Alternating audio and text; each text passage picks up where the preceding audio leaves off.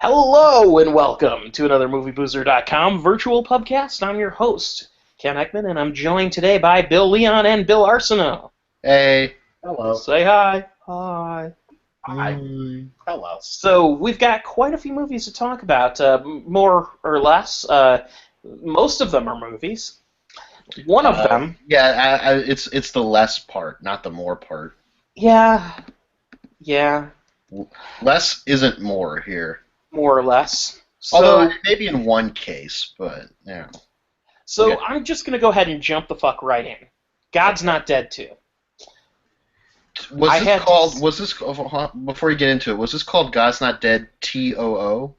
No. No, the number two. Okay. My question, though, is that what connects this to the original? There's actually some character overlap. Not the main character, but Jesus Man? Yeah, Jesus is the connection. No. Jesus Man. Fucking David A.R. White. Oh well, he's in it. Yeah. I was gonna say Kevin Sorbo, but He played a priest or something in the original. I know that. So I can't tell the story of my viewing of this film without going into a little bit of detail about the first film, because this is a movie that likely most people didn't see.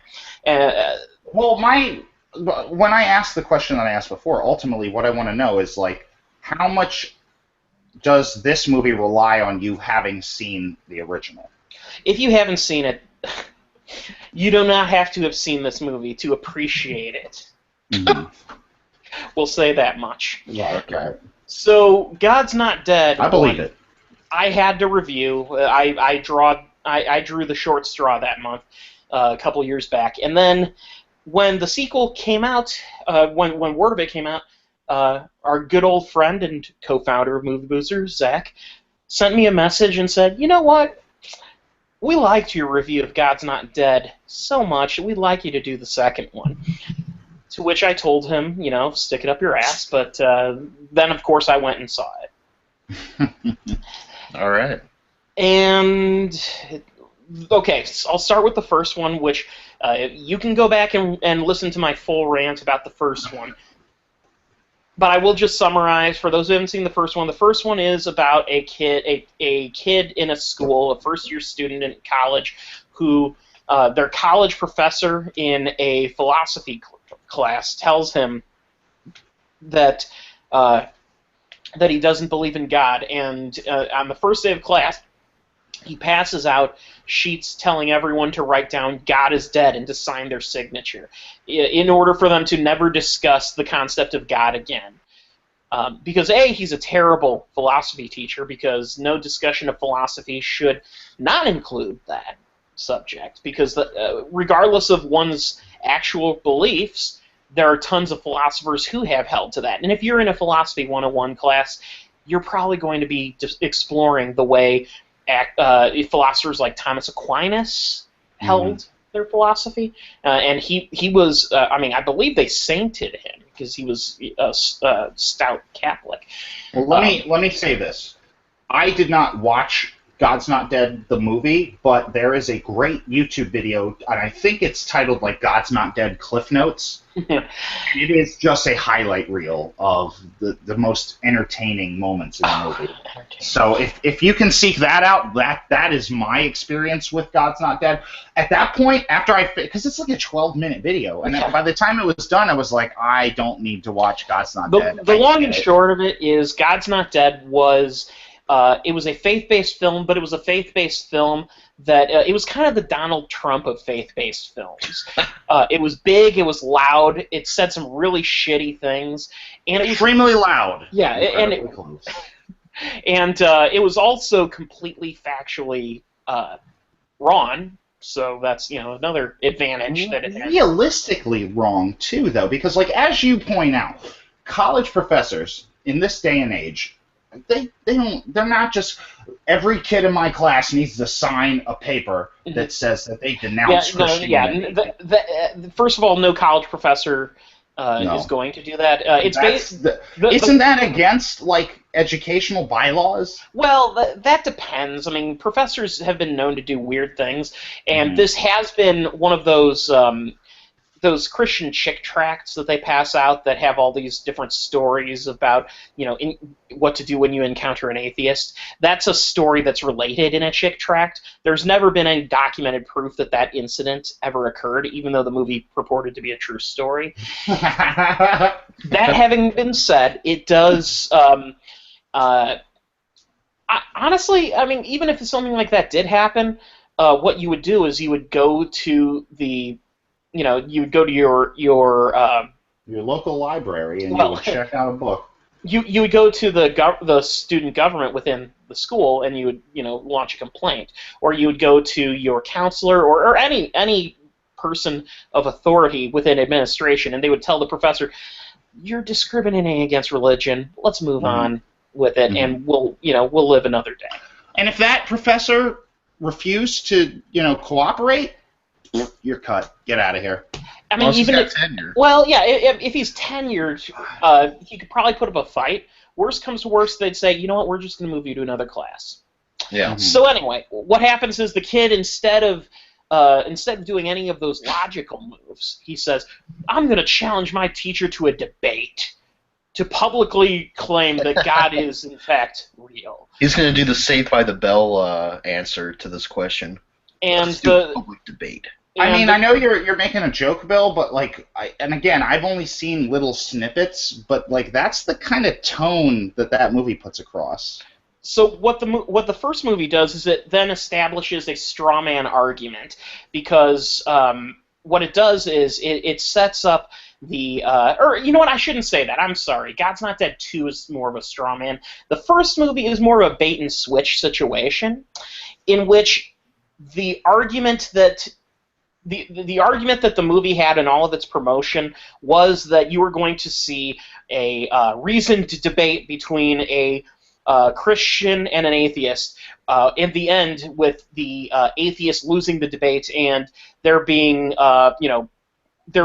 argument has now been put forth that God is in fact not dead, or God is real.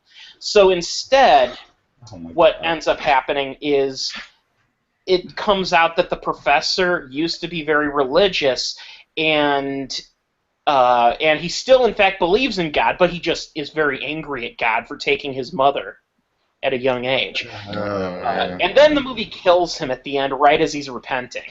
He gets hit by a car while all of the students are perfectly safe inside of a dome enjoying a Newsboys concert. Yeah, the students are all going to a Newsboys concert, and they give you the insinuation that that's also where the professor's heading. And then Why is he going to a Newsboys concert? And then he gets fucking struck by a car and killed, but he lives just long enough for the preacher man to kneel over him and hear his confession and hear him, renounce his atheism. And is that David A.R. White in that scene? It is David A.R. White. Okay, so David A.R. White is the Jesus Man guy. He is the Jesus Man guy. He's the guy in that movie that says Jesus Man. I forget what it is. The Cinema Snob just reviewed it like two months ago or something, but it ends with him and his friend are having a little dialogue, and he's like about to walk away, and he goes, "Hey, Scotty." Scotty's like, "Huh?" And he goes, "Jesus, man." So that is a meme unto itself, but that's why anybody knows who David A.R. White is. Well, I mean, except for the religious community, who know him from a whole bunch of garbage movies. Well, he started the production company. What's it called? I forget the name of it. Whatever. It is called. Hold on a second. It might as well be called Faith-Based Films. It's Pure Flix Entertainment. Pure Flix, yeah. Mm-hmm. So anyway, so that's God's Not Dead. And here's the thing. I only touched on the main story. There are a bunch of random subplots in God's Not Dead that have absolutely no bearing on the main plot. They're just there. My favorite one is the plot involving a Muslim girl who decides she wants to convert to Christianity, and when her father finds out about it, her father beats the shit out of her.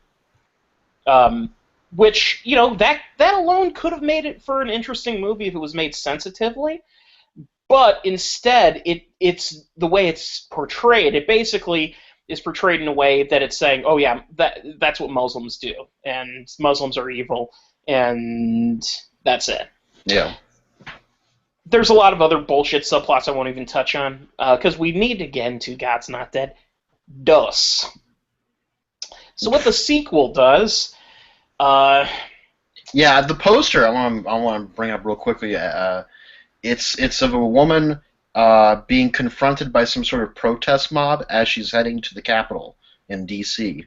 Mm-hmm. Well, it's not the Capitol in D.C. It's actually the capital, the state capital. Oh, well, it reminded me of them. Never mind. In fact, actually, I don't even think it's the state capital. I think it's just The city hall or something? Yeah, So I think it's just the courthouse for the town that she lives in. this Okay. movie stars Melissa Joan Hart. Yeah. Yes. It stars Supreme- Melissa... I'll read this. Melissa Joan Hart, Jesse Metcalfe, David A.R. White, Ernie Hudson, Pat Boone, Oh, you mentioned Ernie Hudson like 3 weeks ago. former Senator Fred Thompson, How the fuck? Robin Givens. Not Robin Gibb. Yeah, no, Robin Givens. Not a BG. And it features cameos from, The Newsboys. well, of course, the Newsboys. Are they in this one too? Oh, yeah, of course. Mike Huckabee shows up in the movie. Of course, Mike Huckabee shows up. Yeah.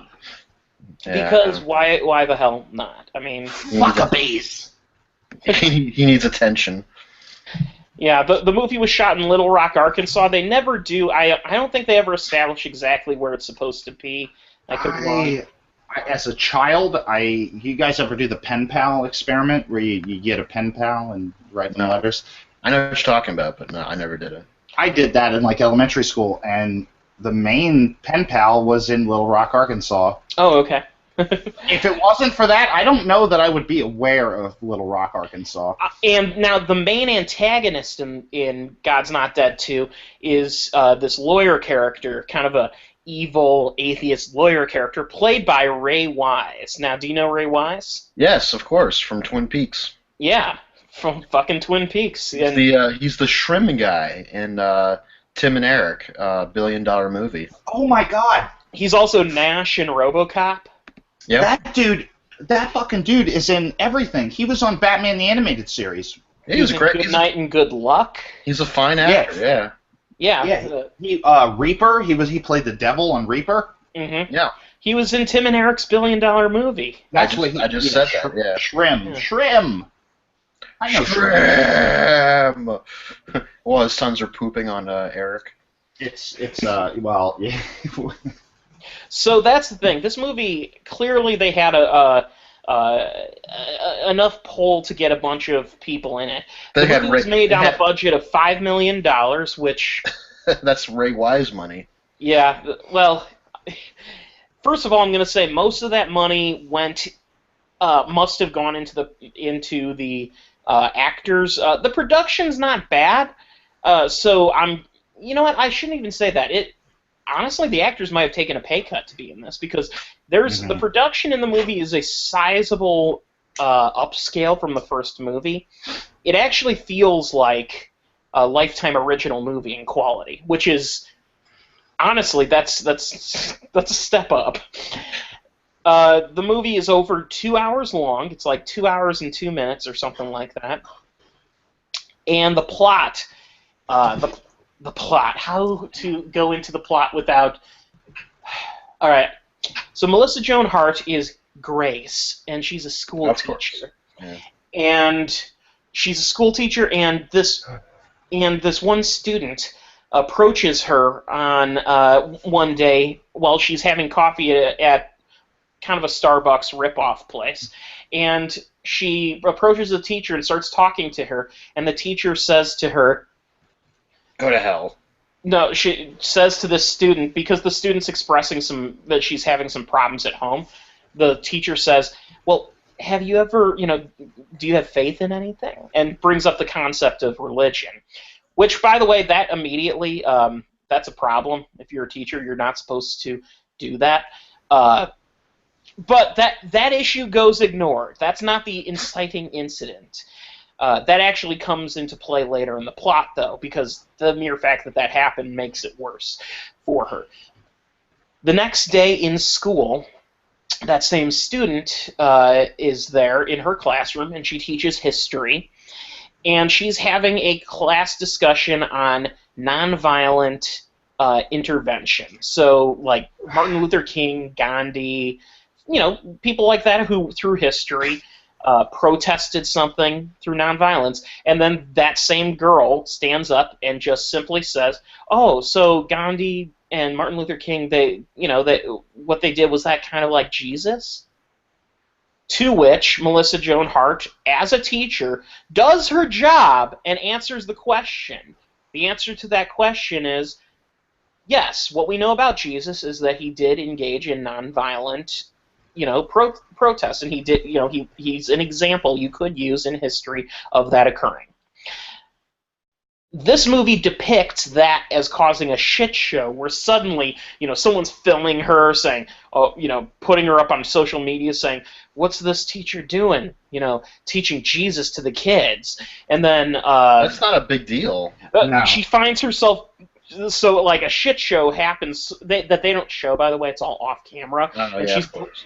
because, why show something when we can tell you? Yeah, it's a movie. Why She's show brought anything? into, so it's like a day later, and she's brought into the a board meeting, and the board is there, and the lawyer for the school district is there, and they're telling her that we're going to put you on academic leave while we're sorting this out, and she had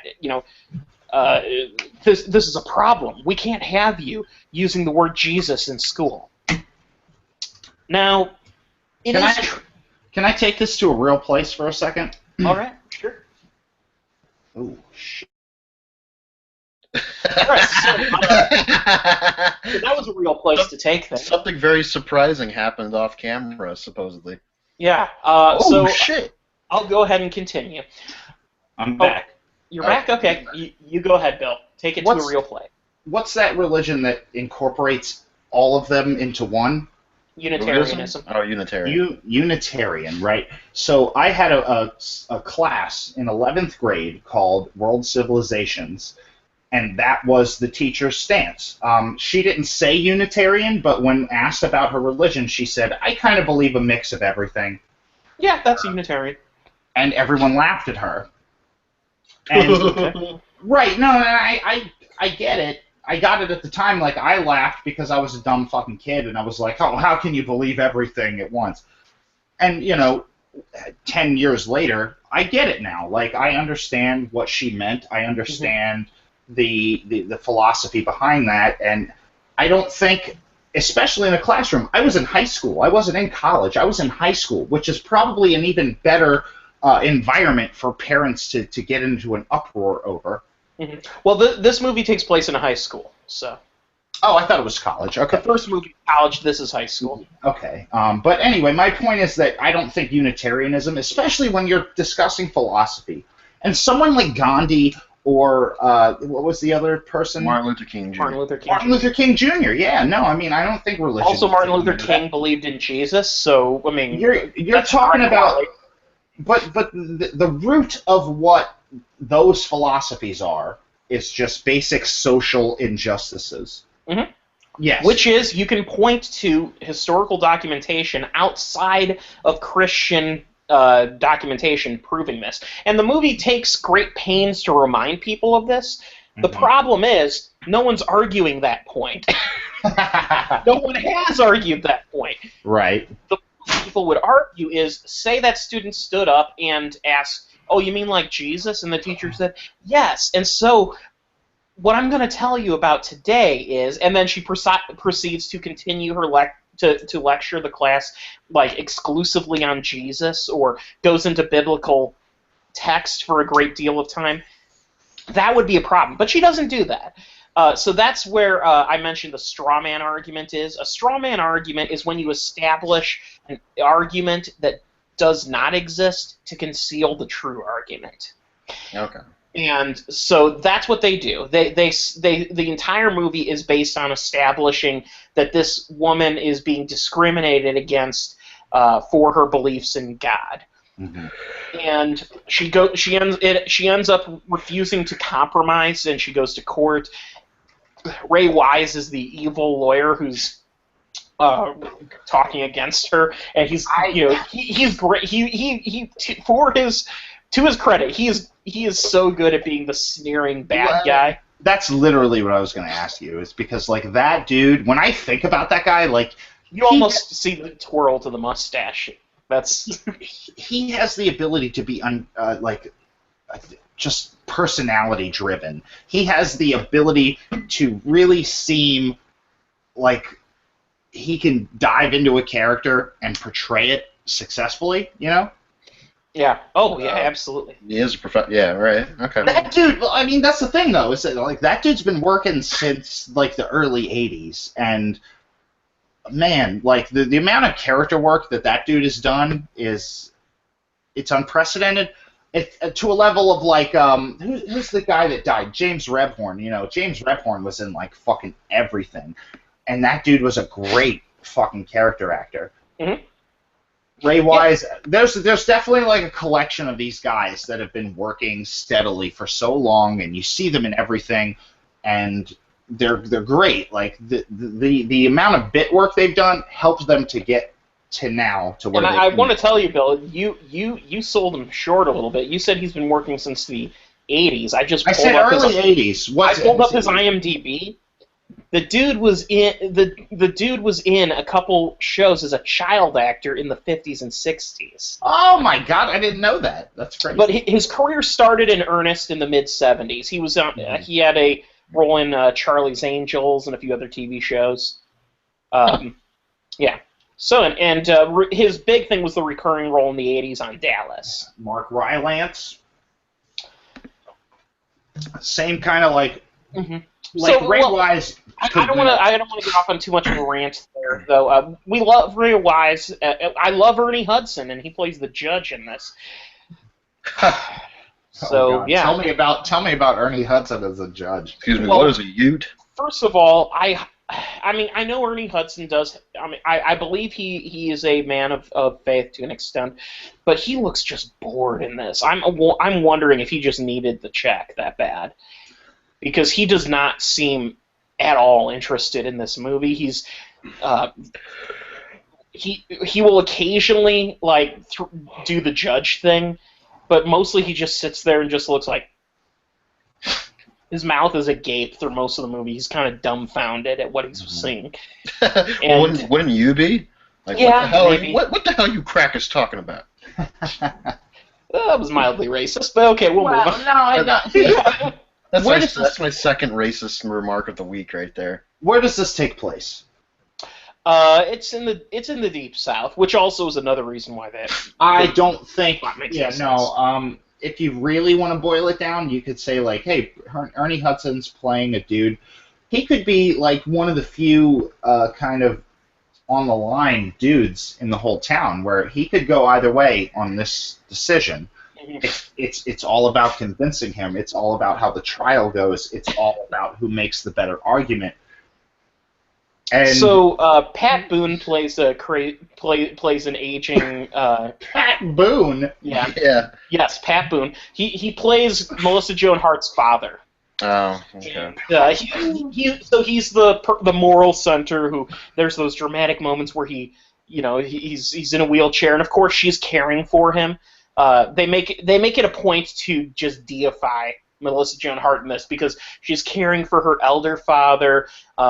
She spends so much time with him, even though she probably should find a man and get married. Because she's a woman, right? Because she's a woman, and she needs to find a man. That's what literally Pat Boone tells her. The Bible says you need to have a child. That's what you're good for. It says multiply, you know. I don't agree with that. I was thinking of something to say, but I was like, you know what? I think I've already ran out my queue of offensive remarks. So. if I was a crazy misogynistic priest, I'd probably say your womb is like machine for make babies. Ivan Drago? Yes, I'm going Eastern European for no reason whatsoever. It just sounds funny. The misogynist Ivan Drago. Yeah, no, it's funny, but it's even funnier to imagine Dolph Lundgren involved. So I must break your womb. So yeah, just imagine Ivan Drago wearing the robes of an Orthodox priest. No. Oh man. If she gives birth, she gives birth. God is not dead. God is not dead. Oh. Oh, God. So anyway, that's the main plot, and I don't give a fuck. I'll spoil the plot. She wins in court, and there's a whole hubbub about it. This movie also has subplots. There's a subplot, cancer lady from the first God is Not Dead. That's a subplot I forgot to mention earlier. There's this ultra left-wing liberal girl who finds God when she realizes that she's dying of cancer. And this movie picks up with her having recovered from cancer. She prayed that cancer away. Yay! And the doctor says, you're cancer-free. And she immediately starts talking about how her faith is being tested because of this. And it's like, how's it being tested? It's been rewarded. Yeah, live with it. I mean, come on. You made it this far. So anyway. Bitch. I'm sorry, that's just it's a test of my faith that I'm healthy. Fuck you. You know how many people would wish they were in your position right now? How many religious people pray hard that their cancer would go away? And never did go away, and they died because of it? Yeah. So anyway, without going into too much there, so she has an arc involving the Newsboys because of course. Well, right, because at the end of the first movie, the Newsboys prayed over her. Yes, that happened. Could you imagine if the Backstreet Boys in a movie did something where they cured a woman of? So she has their cell phone number now, and she gives them a call, and and when they're on tour, and they're like, "Oh, it's her. You know, how's she doing? She's cancer-free. Yeah, Jesus loves you. Man." And then she later she gets the Newsboys involved in the situation to pray for Melissa Joan Hart in her situation because whatever. David A.R. White returns, as does what's his name, the African minister who was sort of his second banana in the movie. Looking it up right now? Reverend Jude Benjamin Onyango is his name. In the first God's Not Dead, there was a subplot with David A.R. White in which this African pastor came into town. Basically he was basically visiting, to I guess take some classes at the university or something like that.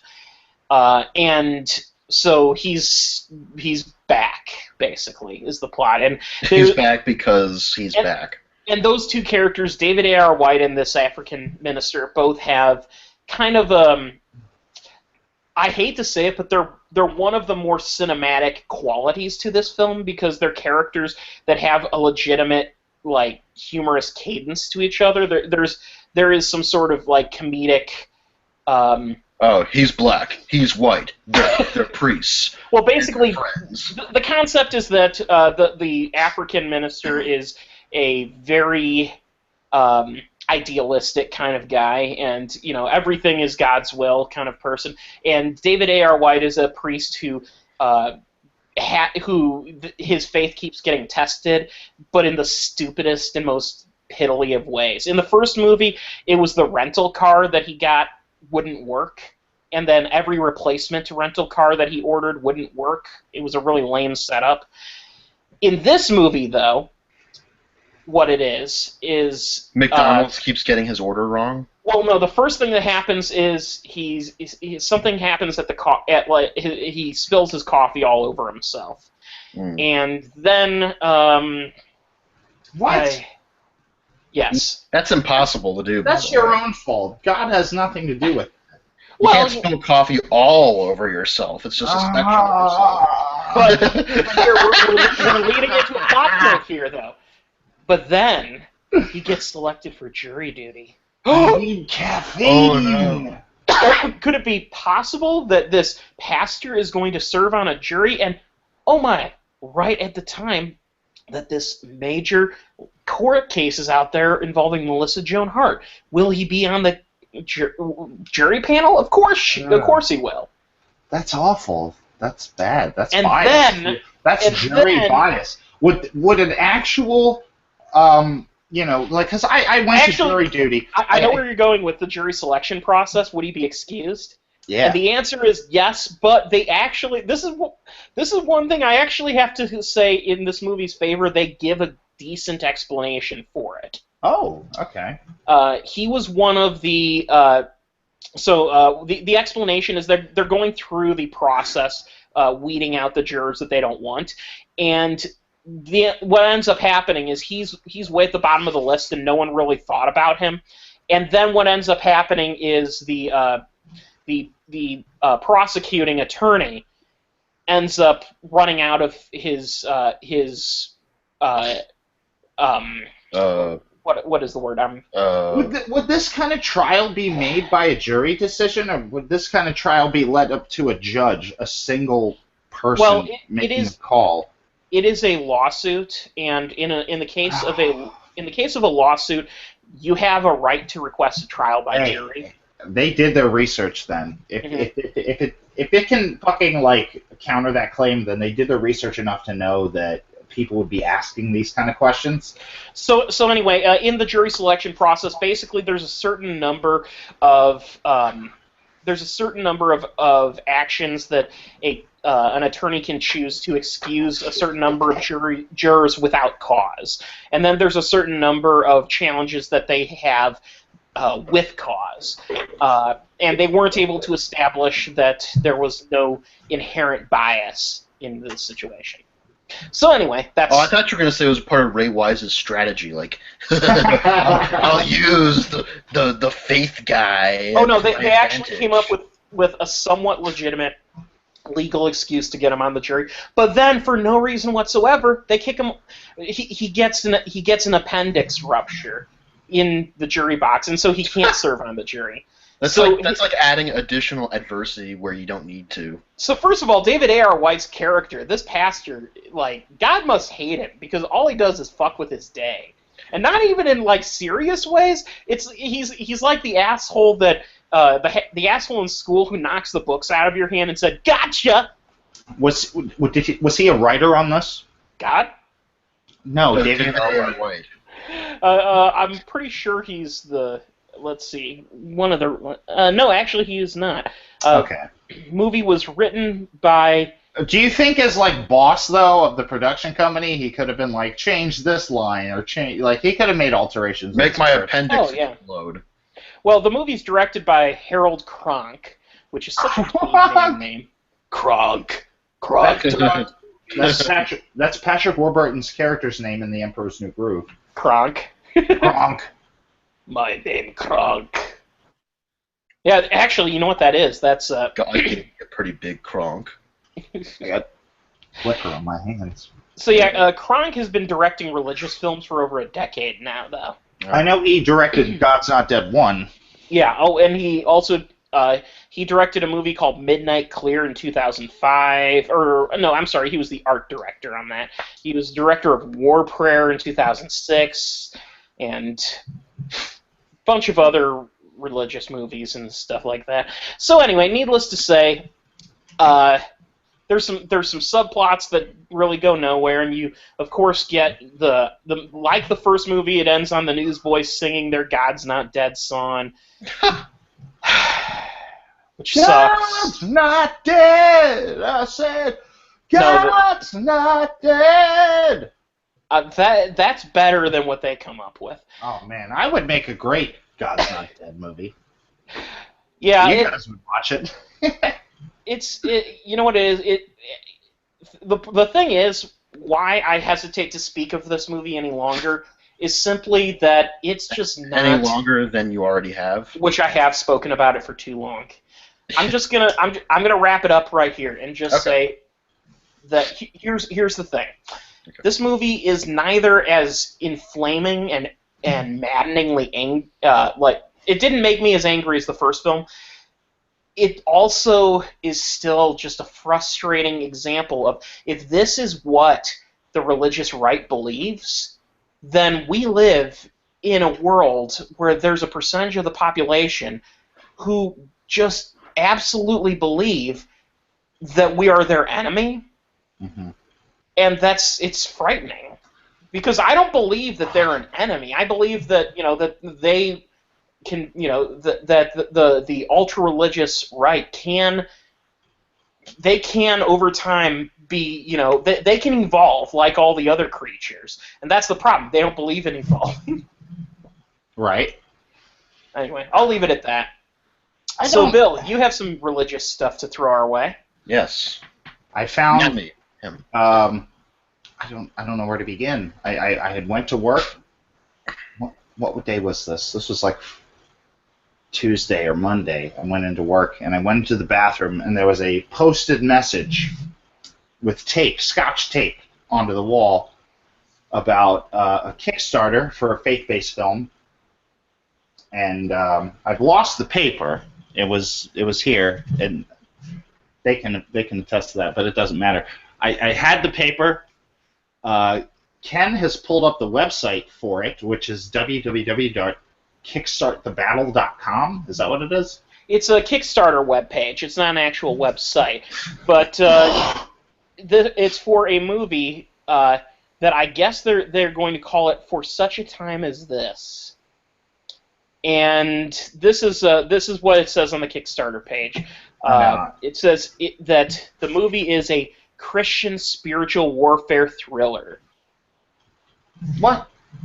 Yes, a Christian spiritual warfare thriller. I'm going to read the Spiritual Warfare, by the way, might be the best Bible NES game. Might be. Yeah, no, it is. It is. The fact that you're familiar with the Bible NES games. I know all the Bible NES games. Spiritual Warfare is my favorite. I was going to say it's the best. It is the best. It's the best. Is it as good as for Super NES, Super Noah's Ark 3D? Yes, and it's better, but Super Noah's Ark 3D has better graphics. But it's Wolfenstein. It is. And it doesn't make any sense at all. There's just goats everywhere. Like what? You're putting them to sleep on the Ark. No buffaloes. There's no other animals. It's just fucking goats all the time. Yeah, and you're shooting them with a slingshot because you can't quite kill them. That's spiritual warfare. The thing is, considering how many goats there are, that there's too many goats on the Ark. You're only supposed to have 2 animals. So shouldn't Super Noah's Ark 3D be you going around murdering all the goats except for 2 and throwing them over the side of the Ark? How depressing would that game be? Just we accidentally booked too many goats. Sorry, goats, you're gonna have to die. So this is the synopsis. I hope the rest of the family likes goat soup for dinner every night. So the synopsis for this movie, all right. It says, Peter, an ex-con in search of a trouble-free life, moves to the small, forgotten town of Progress. Unbeknownst to Peter, the town is called because of Pilgrim's Progress. What? Unbeknownst to Peter, the town is looking to revitalize by allowing developers to build a large resort. He befriends 13-year-old Jonah, who is haunted by troubling visions of spiritual beings, and Gary, a reclusive ex-pastor, trying to convince the money-strapped townsfolk not to build the resort. So Peter soon discovers something much bigger is going on that could destroy the town and the peaceful life he is seeking. Even with the help of news reporter Samantha Silver, Peter still can't quite piece it all together. When a local teenage girl goes missing, few people seem to care, but the fight for the future of the town rages on. Everything is connected, but how? Do they have a Kickstarter video? They do have a Kickstarter video. Can you screen share and show that? Well, I mean, it won't be the highest of quality if I did that, and you wouldn't be able to hear it. Okay. Wow. Yeah, let's not do that. But based on what you described, it does not sound like a spiritual warfare thriller action comedy or whatever the hell it was billed as. It sounds like something that's like they're dressing it up to be something bigger, but then it's like the actual movie is like some piece of crap like domestic. Where was this being made? Because this was a printer paper with pen written on information on it. And that's where I got, so like, and they're like, join the production, be a part of it. Like, is this something I want to do? Do I want to be involved with this project? Well, first of all, why would you? I don't know. What else am I doing? I could go work on a fucking Christian film and have a good laugh about it. As long. Yes, exactly. So, with this movie, first of all, it looks like there are 24 days to go in the Kickstarter. They have 11 backers so far who have raised nearly $2,000 of a goal. Their goal is for $117,000. That's not gonna happen. Well, who knows? It could go viral, right? Where are they based out of? Is it Delaware or Maryland? It's Maryland that it's based out of. Salisbury, Maryland. I figured it was Maryland. And yeah, I work really close to the Maryland border. Let me just point that out. Oh, okay.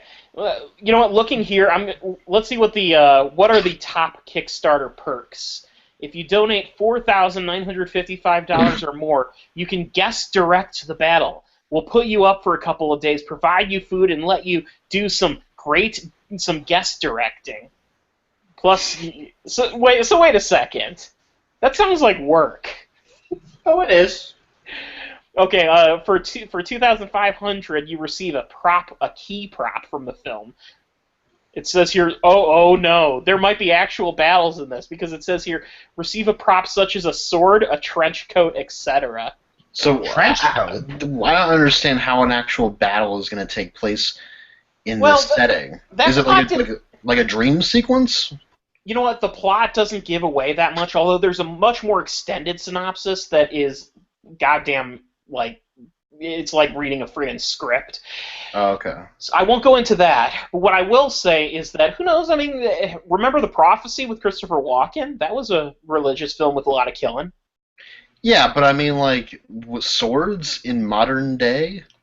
Well, Highlander. That was a religious movie. Yeah, but that was a fantasy, too. Yeah, it was not a religious movie. Well, it could have been. I suppose there could be people who worship Highlander. There's religious ambiguity about that movie.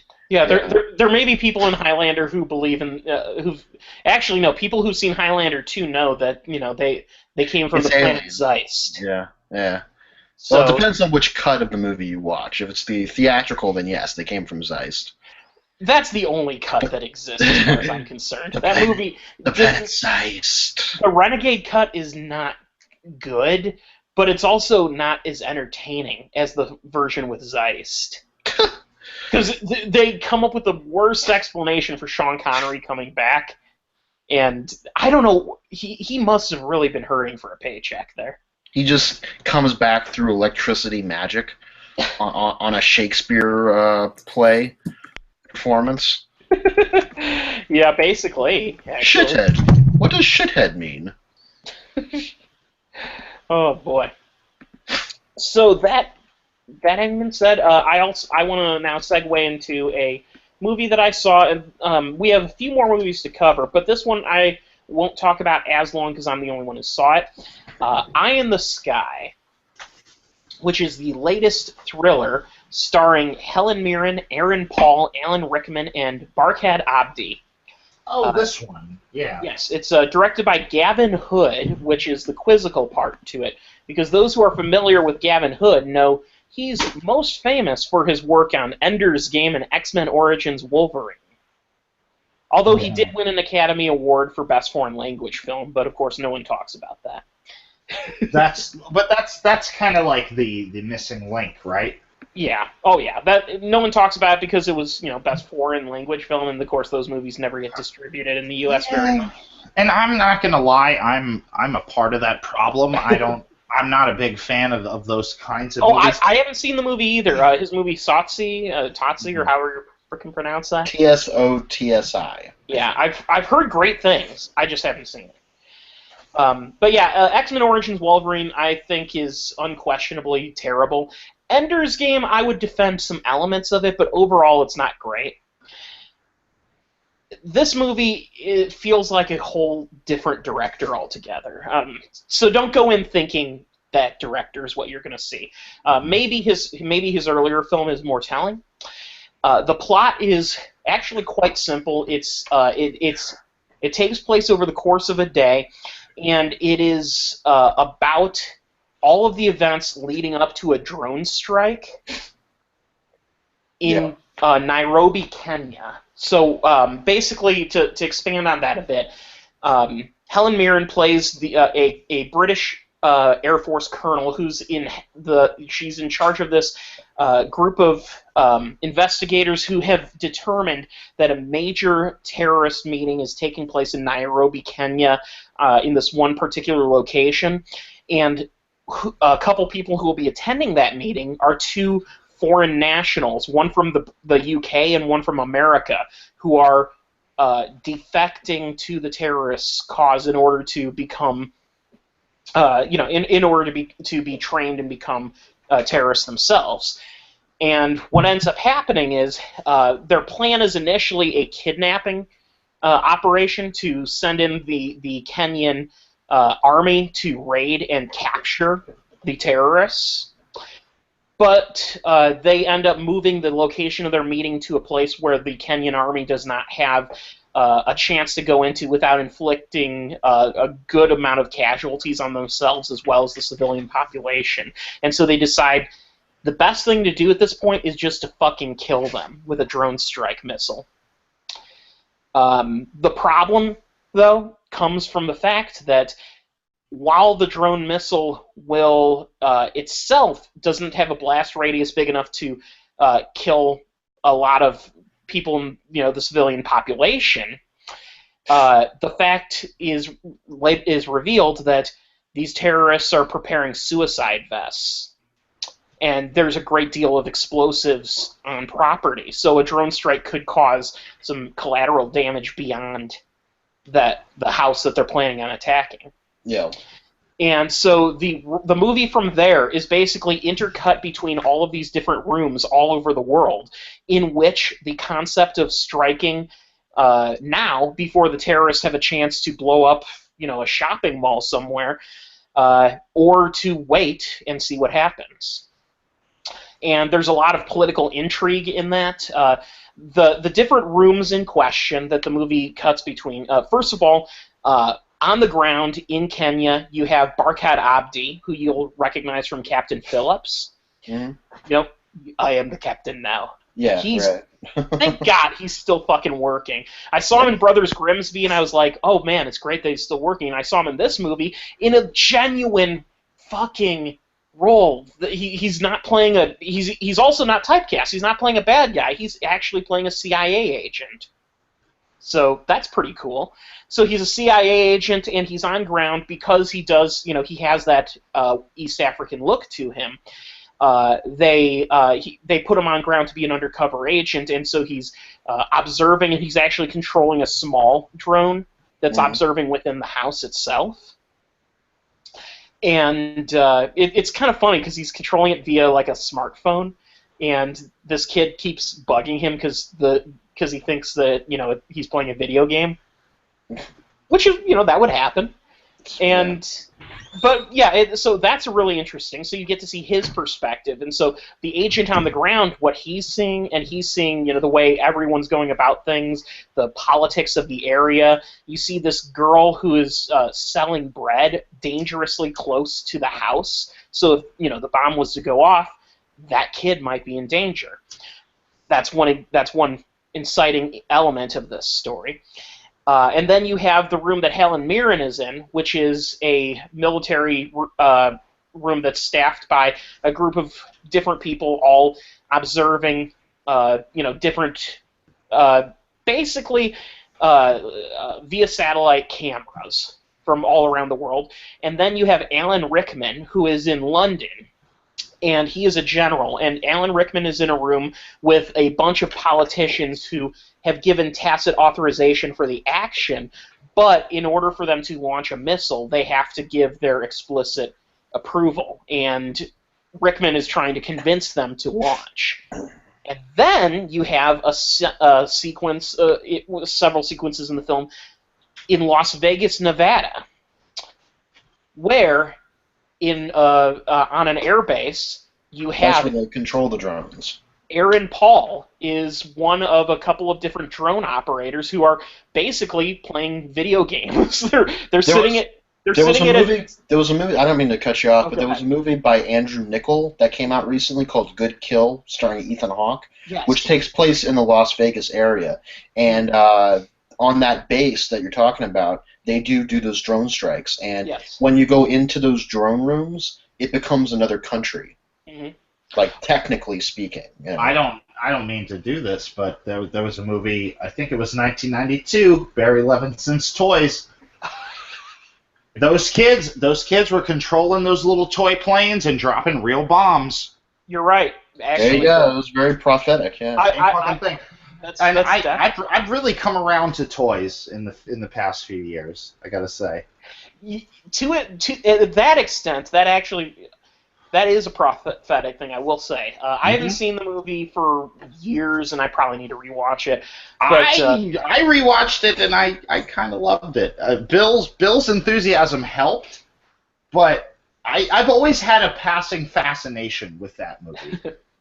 so anyway, with this, Aaron Paul is one of a couple different drone pilots, and he's controlling the only drone in this area. Mhm. And so, because he's in control of it, he's ultimately where the buck stops, because while he can be given orders to fire, he's the guy with his finger on the trigger. Yeah. And so he's the one who has to be convinced that to fire is the right thing to do. And so it goes through as each of these groups argue the reasons to launch or the reasons not to launch. One of the most friggin' just mind-shattering moments of logic in the movie is this scene. I won't give away too much about the movie, but there's this one scene in particular where Alan Rickman and a minister of parliament and a lawyer and a few people are discussing what would happen if we launch and this missile ends up killing that girl with the bread. That's and they said, so here's the situation. They say, if we launch the missile and she dies, we lose the propaganda war because they can publish her picture in their propaganda. That'll be in the news saying you killed this innocent girl. Even though we will have killed these terrorist leaders, that's what people will know. Is the idea behind this that one innocent character represents, like, civilization? To an extent, Bill, but here's where it gets fucked up. As soon as they say that, they say, on the other hand, if we let this go, and these terrorists go and blow up a movie theater somewhere, It makes us look good. we win the propaganda war. Yeah, it makes us look good, because we come in and then we solve the problem. And so it's that fucked up logic where it's like, okay, so we kill one civilian, but we kill 4 terrorists, and we lose. In the eyes of the world. But they kill 40 or 50 people, and that's actually the decision that's made in the end. No, that does not give away anything in the movie. Okay. That's just Okay. that's a question that's brought up within the conversation. That doesn't ruin anything as to what happens in the movie. The actual result is I don't want to go into it because I think this movie is, first of all, this is one of the most tightly edited, fast-moving. The movie's like smooth 100 minutes, and it felt like when it was over, I was like, wow, that flew past. Even though it's effectively just like 4 different rooms intercut with people talking, it's so perfectly edited and so full of very interesting conversations, and the political bureaucracy that it gets into becomes so absurd that it's almost humorous at times. Like at one point, there's this great sequence where at one point they reach out to this British. They reach out to the Prime Minister, and the Prime Minister is in. I think he's in Japan on holiday or something, or some sort of official trip, and he's playing ping pong. That's a different scene. Yeah, no, the Prime Minister is at some major event, but he's got the shits, And so he's conducting his discussion regarding the drone strikes, trying to, survive the stomach upset he's going to. So he's got his own thing he's distracted on, and he says, "I can't make this decision. Kick it up to the U.S. Secretary of State, because there's some American civilians on the ground there." And so they call the Secretary of State, and he's the one who's playing ping pong in Tokyo, and when the Secretary of State gets the call, he gets miffed that anyone would even consider calling him. He says, "So you're saying that these American citizens, that there's an American citizen donning terrorist garb? All right, launch the missile. We don't care. She's no longer an American when she does that." Wow. Which is exactly the way a Secretary of State, that's the kind of American logic that we would use. It's like, oh, when you don the terrorist colors, you cease to be an American citizen. So I like what I'm hearing. What are the terrorist colors? No, I do. That's what I mean. It's old school thinking. It's old school thinking without logic. Like, what are the terrorist colors? I don't know. He doesn't say colors. I just threw that out because that's sort of... Yeah, but you get what I'm saying. Like, what exactly... Think about this. Daredevil Season 1, in that black, fucking ninja outfit, that's... People could look at that and be like, that's a terrorist. He's trying to take down what we love. Well, hell, there was when in actuality, he's doing good. He's trying to do good. His whole being is about doing good. There was that Orthodox minister who was who had the shit kicked out of him just the other day because someone thought that he was a fucking Muslim terrorist, and he was just asking for directions. I didn't hear about this. Yeah, well, I read about that. Those who are familiar, like the Russian and Greek Orthodox churches, the robes they wear are not a very common sight in the U.S., but there are a few Orthodox churches spread throughout the country. But there are morons who confuse them for Muslims. And the same thing happens, by the way, with Sikhs, because Sikhs wear turbans. Yeah. By the way, Muslims don't wear turbans. Only Sikhs wear turbans. But regular dumbasses don't know that. Right. Anyone who talks about terrorists wearing turbans is automatically wrong, because that does not. That's where they had their bombs. Unless they are a Sikh terrorist, which I don't think there are many right now. There might have been in the days of colonial British rule, but that's about as far as you go. Colonial British rule. That's 1940s and below. that's way back. Yeah. The Sikhs are a very peaceful people, and they wear the turban on their hat because their religious belief is that they should conceal their hair from, to conceal their head. It's like conceal their head to God or something like that. I'm not or to keep the heat off their head. Well, no, there's a religious reason for it, and it's evading me. Fucking around, yeah. But they're easy to spot. It's different from. Well, what I'm saying is, I know what you mean. People see someone who is brown of skin and vaguely Middle Eastern looking, which, by the way, Sikhs aren't from the Middle East, but vaguely there, and he's got a beard. It's a terrorist beard. Fuck. I'm getting off my high horse here. I Am the Sky's a great movie. You should see it. Okay. All right. I don't think you were in the wrong. A little carried away, possibly, but not without reason. Because yes, like my dad is a little racist. At a certain point, my dad was rocking a goatee with some gray in it, so people could probably look at my dad and say that he was a terrorist at some point in his life. So.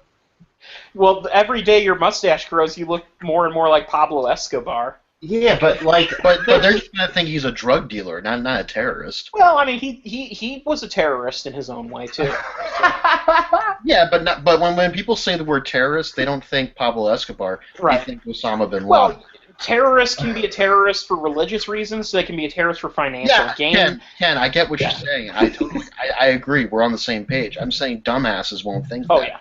Fuck, no, I mean, Escobar ran his own country within Colombia, and he did that by murdering people.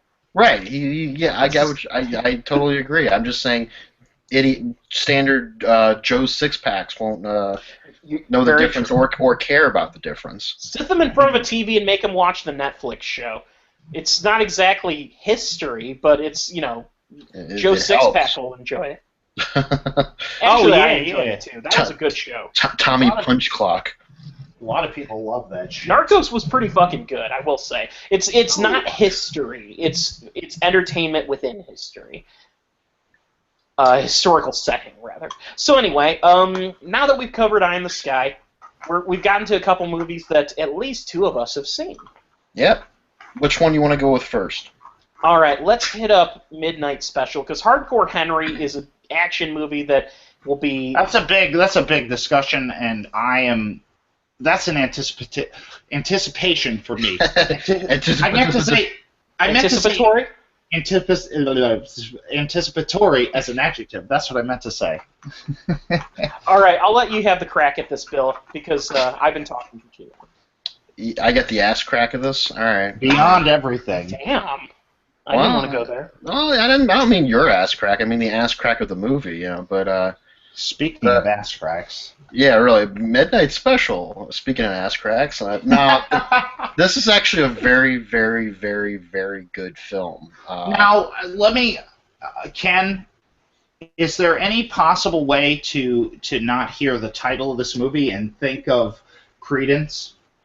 Let the Midnight Special That is an interesting point. shine a light on me. Why is this movie called Midnight Special? They never reference Midnight Special, the song. They never reference those words in the movie. The music in the ending credits is actually the awesome rock band Lucero performing Midnight Special. Ooh. Oh, well, maybe that's the connection. I don't know. But I'll tell you. My reasoning, I'll let you know go what into it my first. reasoning of Midnight Special was that the kid in the film with the abilities, he mostly is awake at night, and he's also very special. Yep, that's literally all I got from That's that. kind of my connection to the thing. I was kind of miffed at first that this movie wasn't going to be playing in my area, but then lo and behold, someone reported it was going to be playing at my local theater, literally like a day before it was going to be released. Yeah. And I was like, oh, hell yeah, I'm going to go see it. And, I got my ticket, went to go see it. And interesting side note, the couple behind me, a couple seats behind, like seated behind me, I think were having sex. Yeah. Oh god, I had a lot of distractions in my movie Or too. But some kind of sex. I don't know what exactly it was, but when they both stood up to leave in the middle of the movie, which was a telling sign, they probably just bought a movie ticket. Dude just was so they like, could do it. oh, that was a good movie. did you hear something that sounded like a rubber glove going snap? No. What happened was when I first got into the theater, they were sitting there, but he was like in her lap, like almost like he was sleeping. That was my initial impression, but maybe he was doing something else. And then when they left, they both got up to leave. As he was walking down the aisle, right in front of me, he zips his fly. So that's braggy. That's braggy. That's like, yeah. If you're gonna do something like that, keep it on the fucking down low. Like, have respect for other people. That's. I don't want to think about having to I can understand the sterilize. concept. Yeah. I can understand the concept of like, we're in public. This is hot. Keep. Exactly. Keep it on the down low. We agree. So go ahead. Well, Midnight Special, I didn't know much about it going into it, except that it was Jeff Nichols, who did Mud, who did Take Shelter, which is a movie I've been wanting to see, but I haven't really gotten around to. I have to see that too. Shotgun Stories, I also still need to find that one. He's supposedly like really well respected for his really out there but simple and well structured films. So I was like, okay, so I should look forward to something like that, and that's indeed what we got. A lot of the reviews were painting this almost like Spielbergian, but without the sense of wonder. Oh, there's a sense of wonder in the movie. I would say there is a sense of wonder in the movie, but it's mostly it's not from the kid's perspective. It's more from the adult's perspective of the kid. Right. That's definitely a change of pace from where Spielberg would have done it. In addition to that, it was not by any means a child-oriented kind of film. It dealt with some pretty heavy issues that I don't think Spielberg would have gone there. But it did it in a way where I could bring my kid to go see it if I had a kid, and he wanted to see this movie. Not that most kids would want to see stuff like this, but there was a kid and his dad in the theater, and the kid was asking certain questions like, why is that kid in the movie doing this, or why is this happening, why is that happening? And it wasn't annoying because I was kind of identifying with that toddler or however old he was. But I can understand that. But what about a she? What about a daughter? I don't know. Maybe. I mean, again, this movie isn't like super violent. It's not super. Here's the thing: the movie's PG-13, and I think for a reason. The violence in the movie is not. There isn't a lot of it, but there are some pretty brutal scenes. The scene at the beginning with the cop getting gunned down is pretty fucked up. Yeah, there's a lot of stakes and consequences in this film. And heavy themes of involving all of that. A lot of things are established and paid off very well, including the state trooper thing, which it comes back later in the movie. Right. When we in a realization like, oh, this character has some conflict in him, and that's pretty interesting. And it's not clear if that state trooper they gunned down lived or died. It's kind of, it's assumed that he probably died, but it's not quite clear. They never address it again, and it's like nagging you in the back of the head, like almost nagging at your conscience, because like we're following the. All right, to start off with, the movie starts right in the thick of things. We are in the middle of an Amber Alert. A kid has gone missing and supposedly is kidnapped by his father and a friend. And we start the movie off in the hotel room where the father and the friend are with the that the Amber Alert is about, and they're getting ready to leave and go about to the next part of their trip. And so we don't really know if we should worry about the kid's safety or not. We don't know anything. We're kind of left like, oh my goodness. And the first action we see them do, the first big action, is that car accident and the gunning down of a cop. Right. And that immediately tells us, like, without knowing anything about these characters, that this is a dangerous situation, and these might be dangerous people and desperate people. But at the same time, the weirdness comes from the way Michael Shannon it addresses the issue with now I'm brain farting on his name. Joel Edgerton. Joel Edgerton, yes, who plays his friend who's accompanying him alongside his son. And he addresses it as, this situation is too important, we can't let him get in the way. And so, first of all, that frightens you, because you're like, wow, he's committed to something, and he's probably a little crazy. Right. And we don't know what that something is, because, again, we're just thrown right into the thick of things. Right. And but it has to do with the son. It's like, no, if this is too important, shoot that guy. Yes. So they're desperate, they're dangerous, and the son, the kid might be in danger. Apparently. Right. So the question it leaves in you is the kid in danger because of his father, or is there some danger we don't know about that is genuinely out there that could be worse for him? Or are they escaping danger? We don't really know, the situation. We're leaning towards the bad stuff, and the movie does a really good job in ramping that up, because the next time we see these characters, they're going to like another friend's house, played by David Jensen, a local New Orleans actor, very good actor, by the way.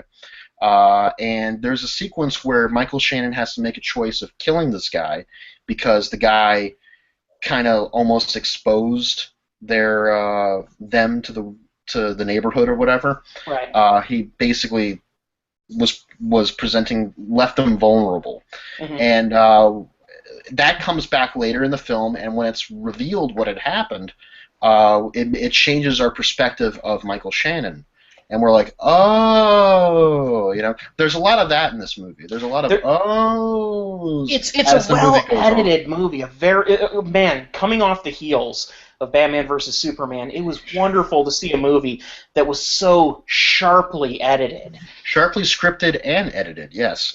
This is very, very structurally sound, Yes. to say the least. It chooses when it wants to reveal you things, and it does so in a very ordered fashion, but also a way that paces out the film. It's a slower-paced movie, but everything happens in its own time in a very logical and very interesting way. Very clean way, yeah. It's very good.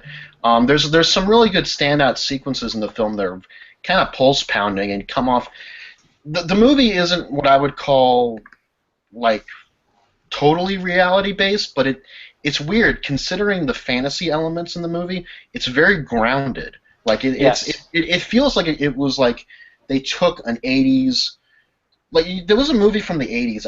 I'm forgetting the name of it, but it involved a kid who had some special abilities and was taken in by the government, and they were doing tests on him and stuff like that. No, it wasn't E.T., but it was another film involving aliens and robots or something, or specifically a kid and a robot, I think.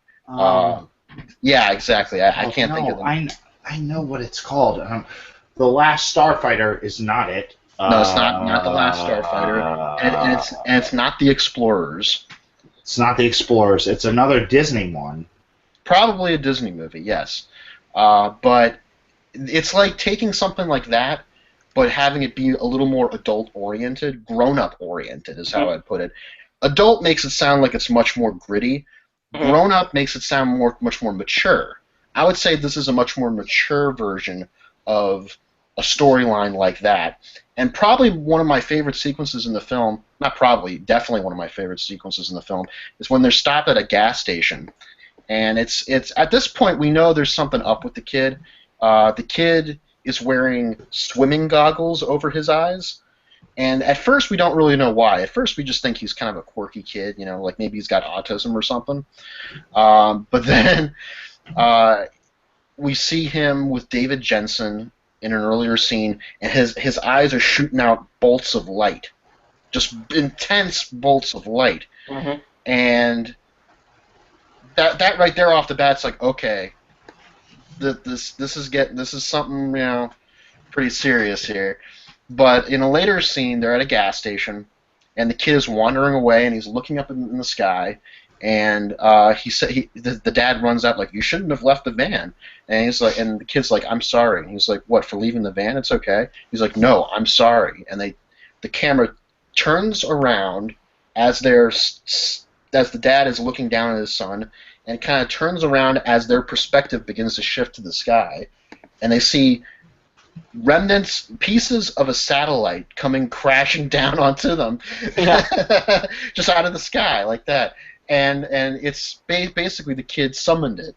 He basically caused it to come down, or at least he felt he did it. We were not quite sure at that point, right? But that's what happens, and that's a good example right there of the movie being Bill, a little. You're thinking of Flight of the Navigator, maybe? Flight of the Navigator. Maybe yes, that might be it. That might be it. Yes. Okay. Good. Sorry, it just hit me. That's okay. I was pretty much done with what I was saying, but what I was getting into was the movie. It's got that wonder sense of it. There's a really good sequence where the mother and Joel Edgerton and the father, Michael Shannon, are in a hotel room, and the kid is beginning to figure out what's going on with him, and he's kind of explaining the situation to them, and they're just sitting there like dumbfounded and amazed. Their eyes are wide. They're just like, wow, we're in the middle of this. This is really awesome, And that right there kind of sums up the movie. It's the adult wonderment around this kid as opposed to the childlike wonderment coming from the kid. By the way, that's a great shot of Bill Leon. Yeah, the freeze frame. Yeah.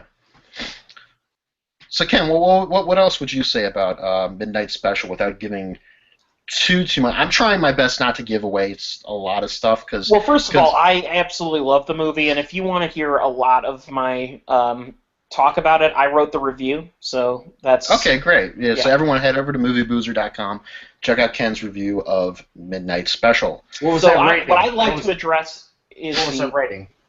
What's that? What was your rating? Oh, I gave it a toast. All right. Okay. That's awesome.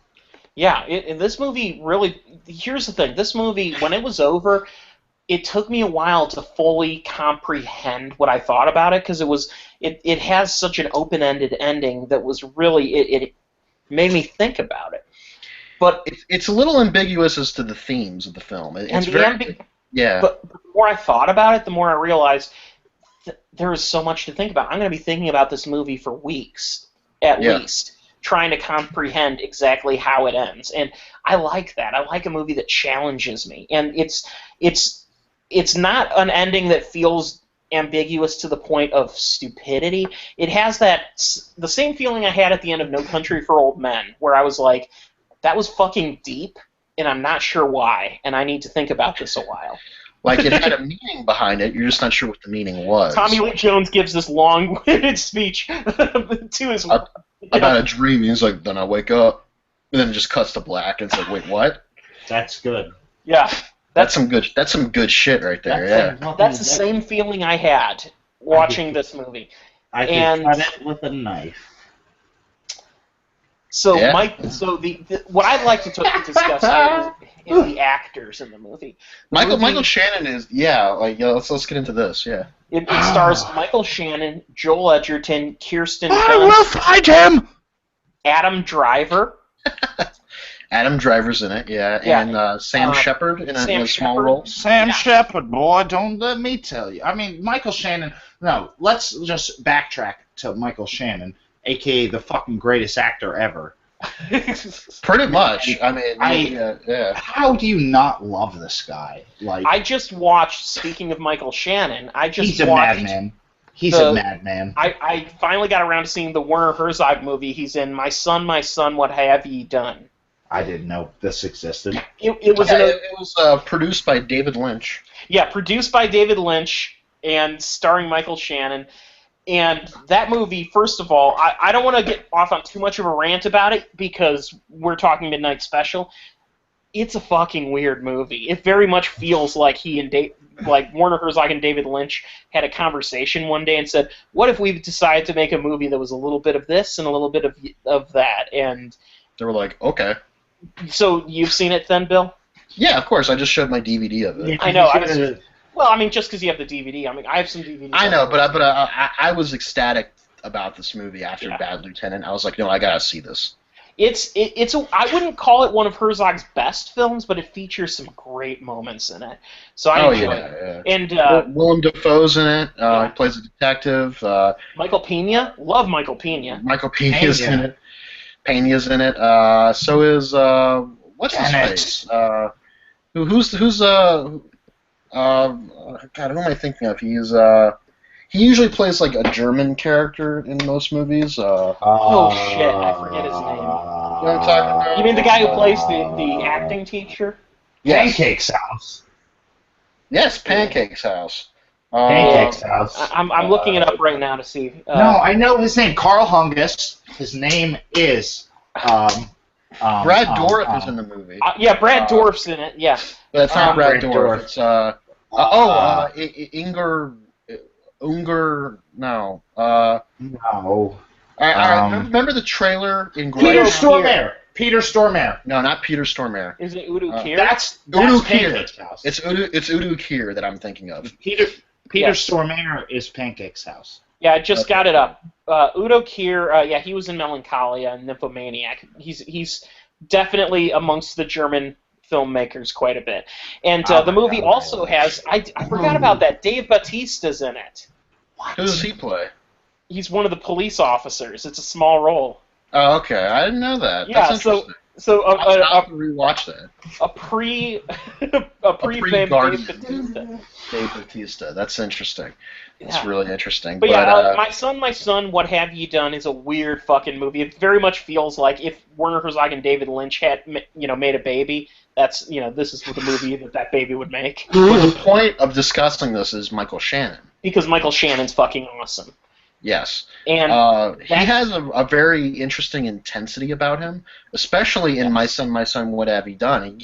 He goes off the rails into like paranoia and bipolar and all sorts of other stuff. The thing about Shannon as an actor is he can do subtle work, he can do quiet, sensitive work. Actually, in Midnight Special, it's one of his more sensitive roles because he doesn't play a bad guy. He plays a very likable person. He plays a desperate guy. A desperate person who he's a little crazy in his own way, but that craziness, there's an empathy you can have for him in it. Because he's a father who does want to take care of his son and try to do what's best. On the other hand, there is crazy go nuts Michael Shannon. There's the Michael Shannon of Boardwalk Empire, where he impregnates a woman and then kidnaps her and forces her to stay in his apartment, refusing to let her go out, and berates her every day like a creepy fucking psychopath, and yet also is a very Christian gentleman. Mm. Yeah. There's the Michael Shannon who plays like the best Zod modern day Zod you can imagine, or at the very least the best possible one you could get out of a Zack Snyder film. There's the Michael Shannon of Cecil B. Demented. That's a good one. Yeah. How big is Mel Gibson's dick anyway? I want to talk about Mel Gibson's dick and balls. There's the Michael Shannon of Premium Rush, where he plays a cop who's completely over his head. You guys are throwing me off. Like, I haven't even seen most of these movies. There's the Michael Shannon of Bug. Oh, God! I haven't seen any of these movies. Insane. Okay, there's the Michael Shannon of the Season 1 finale of Delocated. What? Michael Shannon was in Delocated, Season 1 finale. He played the guy who came into the bushes with John, and they switched. Oh my God, that was him! That was Michael Shannon. But here's the he's been on the special without Brett Davis a few times. So yeah, because he's got his band. Yeah. I know him from that as well. He has a band, and oh man, I really wanted to see what Bill was going with that. Yeah. So until he comes back, I'll throw in. There's the Michael Shannon of Mud, where he plays a small role, and he's just kind of a good old boy who has this weird job that he makes his money by salvaging shit he finds in the river, using that's a very southern job, by the way. Oh, absolutely, and it's great. I mean, it really immerses you into the character of that area. And he listens to the Beach Boys, and the Beach Boys he blasts the Beach Boys as a sign that he's fucking, so don't come in the house. There's the Michael Shannon of Let's Go to Jail, or Let's Go to Prison, rather. I didn't know he was in that either. He plays one of the bad guys in it. Who there's a scene where he takes a knife and he keeps stabbing a guy's leg with it, and then he stabs another guy's leg with it. And it's a comedy, so it's one of those kind of things. That was the first Tim and Eric movie role, was Let's Go to Prison. And soon to be released this year. Towards the end of the month, it has a release date of April 22nd. We'll see how big it gets. Is the Michael Shannon of Elvis in Nixon, in which Shannon plays Elvis. Yes. Yes. Yes, I'm looking forward to this. Oh, I can't fucking wait. That has got to be amazing. It's like, those are claws of a tiger, Mr. President. Well, here's the thing. Oh, we're talking about Elvis and Nixon. Yeah. Elvis, the story of him meeting Nixon is great because he basically came up to Nixon and offered his services as like a spy to fucking Nixon. Just randomly, hey, Mr. President. Do you guys know that there was an Elvis Nixon movie already, right? Yeah, I remember that. It was like a TV movie. I saw some clips from it. I don't know how accurate it is. This one is going to be directed by Liza Johnson. Yeah, I'm looking forward to this one just because it's fucking Kevin Spacey and Michael Shannon. Mm-hmm. Yeah. Well, what we're getting at with all these Michael Shannon roles and performances is that he's got a range to him, even though every role he has, he brings something different to the table, despite the fact that he's usually pretty intense. He's definitely typecast as playing a heavy, someone who's really a bad guy, you know? I'm going to bring this around to something current. Are you Or ready at for the this? very least, if not a bad guy, a creepy person. Are you Yes. ready for this? Go ahead. There's another heavy hitter actor that I would probably put up there with Michael Shannon on the same tier, and that's Benedict Cumberbatch. And the Doctor Strange trailers came out today. I didn't really watch them. I saw the trailer. I saw it Okay. too. Do you guys know about the writers on this thing? Who are the writers? I know Scott Derrickson is directing, but I don't know the writers. Robert Cargill, who was Carlisle on Spill.com and writer of Sinister, Ain't It Cool News. He was a Spill.com Corey Coleman bud, and there he was on. Corey Goodwin reviewed Sinister 2 to his face. Nice. And he didn't like it, but whatever. Like the point is that the dude is writing fucking Doctor Strange, and that's really. The co-writer of The Darkest Hour and Prometheus. Nice. Robert Cargill wrote on Prometheus? The other No. writer, John The other writer. Space. Okay. Yeah, no. Robert Cargill was a critic. Like, he was a critic for a long time. Mm-hmm. Yeah, as a writer, Robert Cargill, Sinister 2 is what he's written. He was an actor, though, in The Rules of Attraction. I didn't know about that. That's a good movie. I guess he had an uncredited cameo. He was on Spill.com in earlier years of that. He was like the main fourth critic on there. That's cool. So, like, and then from what I understand, he wrote movie reviews for Ain't It Cool News for a while, too. So, dude's a film critic. So we have a film critic and presumably comic book fan. I don't think you would take a writing job doing a Doctor Strange movie if you weren't somewhat familiar. If you're writing for Ain't Cool News, you're probably a comic fan, I would guess. Yeah, I would probably assume that. But Michael Shannon here in Midnight Special, he brings the intensity once again, but it's of a more quiet, subdued, sentimental, I would say, intensity. Yeah, he's a loving father and one who loves his son enough that he will go to the ends of the earth. This is a father who's been tested. This is I'll give you okay. One time when I was young, I was swimming in the Mississippi River. My dad we were in a boat and we were on a fishing trip, and I put my hand on a piece of glass and cut my hand like wide open, and my dad went into caveman mode. He broke out the fucking first aid kit and just yelled something incoherently, which essentially was his way of saying, "Get the fuck down, put your hand here, I'm going to take care of you." He went into, we're getting this done now, you're going to be okay, and Dude, he became a man of action, and that is the Michael Shannon that we see here. My uncle had a pool when we were growing up, and I jumped into the deep end as a young kid, too young to be able to brave the deep end. And my dad pulled a muscle in his arm, pulling me out. Yeah. So it's that kind of character Michael Shannon plays in this. Mm-hmm. Yeah. And he does it really well, too. Of course, he's Michael Shannon. I don't think he's ever given a phone call performance. Even in like small roles, he's like really good. Even if the movie's not particularly great, he's usually he cares. The good part of it, yeah. There's a reason why he's in it. Watch him on the special without Brett Davis because he's not getting paid to be there. He's in a small role in Bad Lieutenant Protocol New Orleans as like a janitor or something. That's awesome. That's awesome. At the police station. That's nerd level.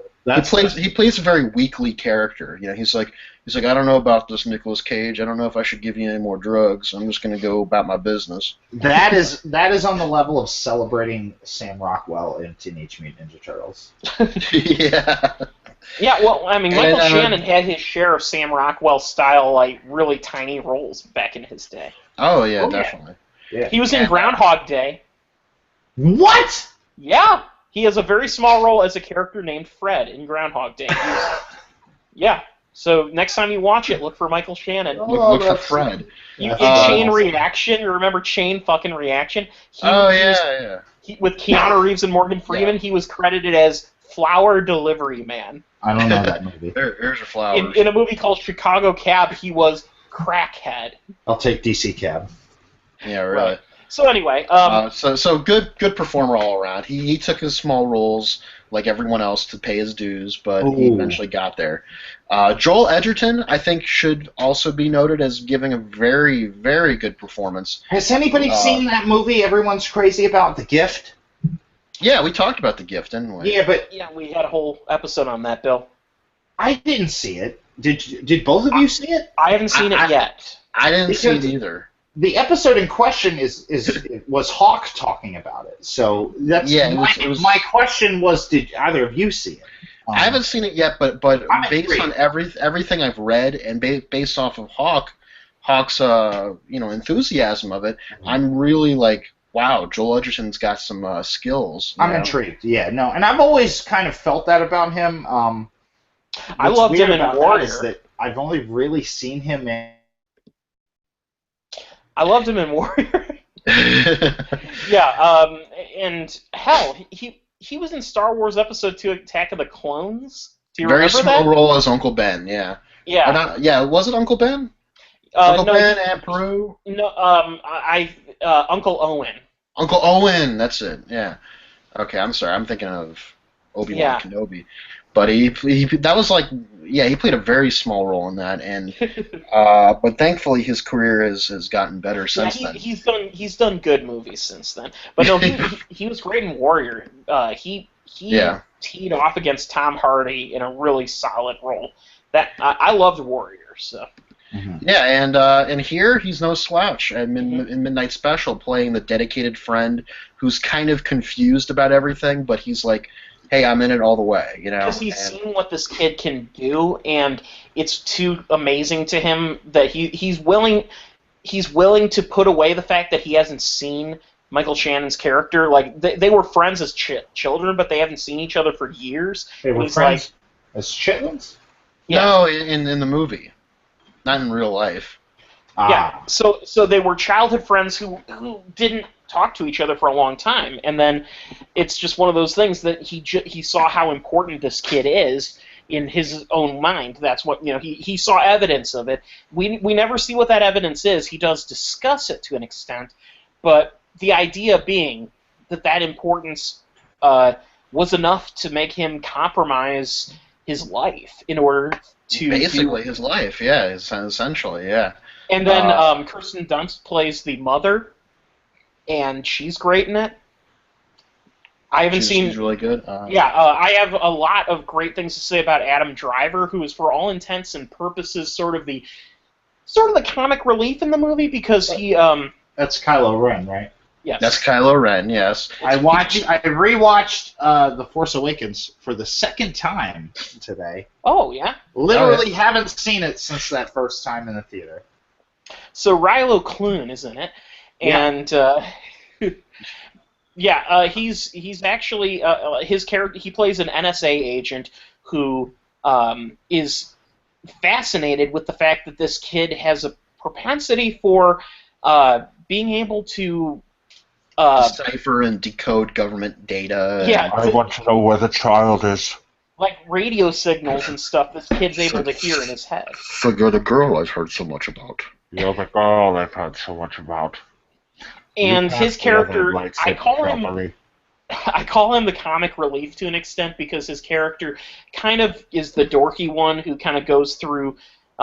He's the one that all the police are like, "What's this suit doing here?" While they're trying to catch them. Like he's a little awkward. He comes in with his bag and he puts it down. He's like, "Oops, I left something open. I gotta put it back." He's like that kind of guy.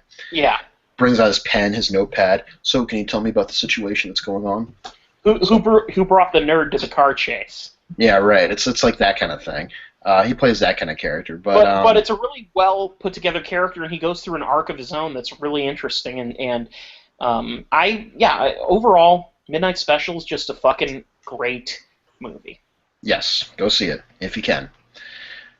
Moving on to a not so fucking great movie. Unfortunately, yeah. Well, it's not. I don't think this movie is like terrible, No, but not at all. It's not a terrible movie. It's it's just just not particularly like write home about, you know. Like, Hardcore Henry is. You know what Hardcore Henry is? It's watching your friend play a really awesome video game for a couple hours.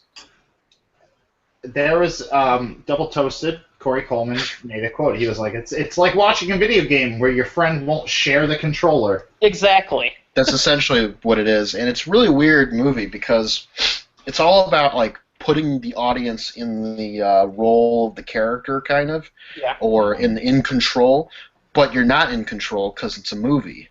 I even Right. found myself literally watching the movie thinking, I wish I had a controller right now because I want him to look that way. Look that way. Look that way, damn it. Did you guys ever hear of a movie in the mid-90s? I actually went to go see this in the theater as a kid. It was called Mr. Payback. And what the gimmick of the movie was, every seat in the theater in the armrest had a series of buttons, like green, red, blue, that kind of thing. And at certain intervals of the movie where the character has to make a decision, you could select what that decision is. Does he go this way? Does he go that way? Or does he go back home or something? You know. I And had then you not. can, and then you I've can never heard of select. this. You can select what you want. I remember going see this as a kid and being kind of fascinated by it, but at the same time thinking this isn't really a movie. You know. That's a positively William Castle style gimmick. It's, Yeah, William, that it's a William sounds- Castle gimmick, but it's also like a stupid gimmick. Yeah, but Well, that, his gimmicks that were gimmick stupid too. Right. This movie has a visual gimmick, but it doesn't have an interactive gimmick. The gimmick that you're describing as an interactive gimmick, which I think would have made it more interesting at the very least. Hardcore Henry. Parker Henry, yeah, it's trying to be interactive. It's confusing interactivity with its visual style. You know, it's And that's the confusing- thing, though. Well, I just need to point out, I didn't see it. I am Yeah. completely, my opinion is based on hearsay and a third-person perspective. I'm completely on the outside when it comes to this. The movie is also, to an extent, headache-inducing. Not as bad as I thought it was going to be, so I'm not going to completely shoot it down for this. But there were a few sequences in the film that, if you have a propensity for migraines, it would set it off. Like, I would compare it to something like Domino, the Tony Scott movie. It's very kinetic. yeah, You know, Domino's it's- it would be such a greater movie if he would actually let the shot linger for more than 2 seconds. To me, Domino is exactly what this movie should have been. It should have been like something really crazy visually, like as opposed to just a GoPro kind of thing. Yeah, it a should have better been, like, camera also would have avoided the. The problem is when you're dealing with a camera like that and moving really quickly, the way digital film does that, it doesn't catch up with itself very quickly, and Yeah. so the movement looks a little bit artificial sometimes. Yeah. Now, that is part of the problem, but I went to go see this movie with my brother, and I remember beforehand I pitched it to him. I was like, "Hey, Bob, you remember that movie Mr. Payback from when we were kids?" and he was like, "Yeah." And then I said, "Well, imagine a movie like that, but without the ability to control it." And he was like, "Oh." But he went with Wow. me anyways, and and afterwards I was like, "What did you think of the film?" And he was like, "Well, it was a lot of movie." It was. Here's okay. Now It's that a lot, is what it is. Yeah. we've been ripping on this movie for a little bit, it's time for me to get into what I liked about it. Okay. Is Bill's brother like a profound movie critic that we're just, That you've never seen? No, he's not. He sees a shitload of movies. That's for damn sure. he knows. He fucking knows. He could be a good critic if he Yeah, wants Bill, to is be. your I last think- name actually Molten? No, it doesn't. None of that shit matters. What is this? A Star Wars universe, and he needs to be related to Leonard Moulton for him to have abilities? No. abilities? Yes, no. What I'm implying is that your brother has fucking insightful critical abilities. Yes, my brother could be a critic in his own right. Yes. I like your brother's opinions from what I've heard. Okay. Well, thank you. I'll let him know. So, what I was saying as far as what I liked about Hardcore Henry, Okay. some of the first-person action sequences were really fun. I remembered watching the music video, by the way, that this is like That music video hooked me. yeah, I was music video. If you've ever seen it, I don't think it- I've seen. Who's yeah, it by? This was back when it was called hardcore. I think, right? It was called Bad Motherfucker, and then there was another one called The Stampede. The band was called Biting Elbows, and they were both shot from a first-person perspective. That's the director's band. Yeah, and Bad Motherfucker is a really great little video. I enjoyed it, and the low-budget nature of it just is it's amazing what they were able to do. And this movie captures a lot of that. And it was only made for like $10 million, so this is a pretty cheap movie either way. There's some impressive sequences in the film, specifically the choreography of figuring out the first-person photography while figuring out the fights, the fucking mechanics of the fights, and keeping the fights interesting when you don't really when you just got the one angle. Yeah, right. Yeah, and so that's interesting. The movie also has a very devilish sense of humor to it that I enjoyed. This is, if you're a fan of a lot of gore effects, this movie gives you that in droves. One of my favorite running jokes in the movie is the fact that you have a character who keeps confronting Henry, who keeps getting killed. He's played by, what's his name? Charlton Copley. Yeah, Charlton Copley. So, like, this character comes up and he's acting all badass and is like, Henry, I've been waiting for you. And then his fucking head explodes, and you're like, what the hell just happened? And then he comes back as someone else. And then he shows up later, and he's dressed up like a hobo, or as a hobo, a British general or something. Sean Penn from friggin' have you ever seen Carlito's Way when Sean Penn gets all coked out? Yeah, right. He's like that guy. He's like that guy. Baby. He puts on like a World War II British uniform and is, hello chaps, let's take the hill. And all of these different caricatures keep popping up, but it's the same person, and through the whole thing, and he keeps getting murdered in just these brutal ways, and you're like, so what exactly is happening here? It makes you think, like, is the first person character we're supposedly watching from his perspective, is his memory being fucked with, and he's like experiencing things on a non-linear level? Yeah, is he hallucinating? Is this like... And the movie ends up explaining it, and it's kind of like, oh... The reveal is pretty obvious. I mean, I kind of called it anyway, but it doesn't matter. It was, it was fun. Charlotte Copley is what makes this fucking movie work for me. Every scene he's in is great. I enjoyed his character throughout the movie. And what character there is? He's well, I mean, okay, not a character so much as a series of humorous moments, I guess. But they're really funny. They legitimately they were okay. And I actually did like the wraparound involving Tim Roth. Oh yeah, playing the from his before he became a cyborg. Yeah, Tim Roth is in this movie for about a minute total, but it's a very good and interesting minute. He appears at the beginning and he appears towards the end of the film, and at the climax. Yeah. And it's a really good wraparound that I think that works in establishing at least some motivation for Henry. It does work in that way, yes. It totally does. And, would you call this film revolutionary, as some people have been saying? Because I would not. Well, revolutionary is what you call something once it has taken off and become like a runaway success. If this movie had made $50 million or something opening weekend, or had this runaway explosion of success, then yes. So far, the movie has yet to become profitable. Yeah, I mean, it will. I have no doubt that it will, given time. I don't mean in the financial sense. I mean in the sense of filmmaking. Do you think this represents a change in storytelling and it's a new way of? Well, I think he can fall back on the same argument, which is that it's too. Yes. It's too what? Too soon to tell. Too soon to tell. Okay. Yeah, it is too soon to tell. I will say there have been quite a few short films shot like this before, most of which are like fan films based on video games, for instance.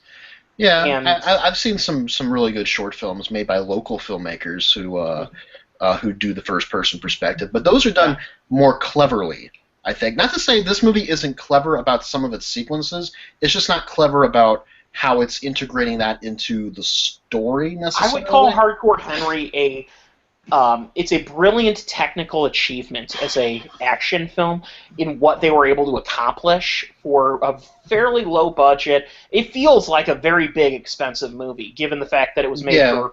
I mean, $10 million these days is nothing. In terms of productions, yeah. Right. If you're making an action film, even a modest action film, you're looking at an $80 million budget these days. And so the fact they were able to do that and make it and keep the pace up, because that's another thing, is as nauseatingly fast as the movie can be at times, it does keep itself moving quickly. The movie flies past. It does. That's to its credit. With the exception of, I think, that ending fight was dragged on a bit too long. That's. I did like that ending fight. I liked how just insane it was. Another thing I wanted to bring up, too, is the fact that you can't ever tell the camera. Mm-hmm. You can't ever see the camera. There's no shadow. You know what I mean? I was expecting to see a shadow. I didn't see any shadows. So I was pretty impressed by that. I'm sure there was some digital removal made. Yeah. But either way, it was really great that they managed that. There were no reflection moments. There's nothing. I'm sure someone somewhere will probably find something, but I didn't see it. It seemed. It's quite an achievement that they were able to do all this, and that the actor who was playing Henry could be so physical, given the fact that he had a camera attached to his face. You all right there, Bill? Oh yeah, people love this movie. This has got the same kind of low attention buzz that someone else is having a buzz right now. No, don't worry about that. This has the kind of low attention cult classic buzz that I would say Scott Pilgrim vs. the World or Shaun of the Dead had in its first few opening weeks. It could potentially. I think it'll have some people. No, people are gonna fucking love this. This is. I haven't seen it, so I can't speak on the product itself. But based on the word of mouth, people are really accepting this. People really like this. People want to see more. People want to see a fucking Hardcore Henry 2. Yeah, well, the movie didn't do particularly well at the box office this weekend. It's made a total of $6 million, which that means it'll still probably turn a profit domestically. And when it goes international, this is a movie that I guarantee is going to be big in Russia because it was shot almost entirely in Russia. Yeah. It hasn't even debuted there yet. It's been in Finland, Greece, Hungary, Iceland, Norway, and Portugal so far. Once it gets to Russia, I think it's going to be huge there. That said, you know what? I think to call it revolutionary, I would say we're going to get into video game references here. Has anyone ever seen the live-action FMV sequences in the video game Command & Conquer: Red Alert? No. I can't say that I have. No. I've seen some of the first-person sequences in Doom. Well, in the opening sequence of Command & Conquer: Red Alert, there's this FMV sequence. The game is full of these, by the way, but there's this FMV sequence involving Albert Einstein traveling to the past to kill Hitler. What comes out this weekend? And that's the plot. The concept of Red Alert is let's just move on. Yeah, well, no, I don't mean let's move on. What comes out this weekend? Is anything significant coming out this weekend? Bill, I'm talking here. We'll get to that. Yeah, but my point is, if nothing. My point is, you're changing the subject, dude. I'm not though. I brought this up for a reason. Which do you like basketball, Bill? If nothing good is coming out, do you this like weekend, basketball? We should do next week. Do you like basketball?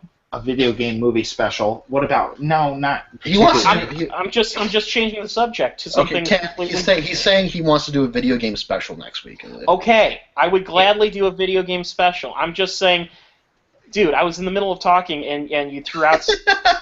Because he's fucking high right now, which is legal in where he's at, so it's fine. So long as it's legal where you're at, that's cool. I do not imbibe. But, I gave rock and roll to you. Bill, we will get into that in a moment. But first, let me finish my fucking thought. Hardcore Henry, go ahead. All right. Well, first I have to finish what I was talking about is my segue. I'm sorry.